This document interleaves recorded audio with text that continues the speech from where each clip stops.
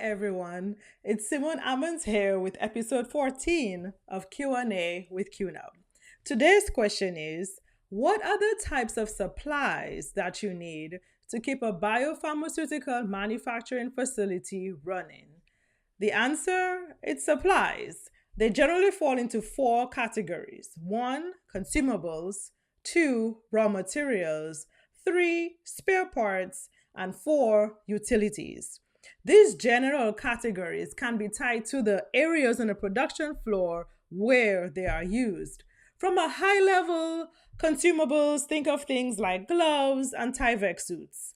Raw materials, on the other hand, think of chemicals, cells, the cells themselves, cell media components, and other materials needed to physically produce the final biologic or the drug.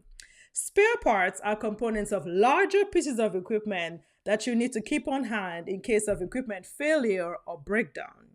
Utilities include steam, nitrogen, process air, instrument air, power.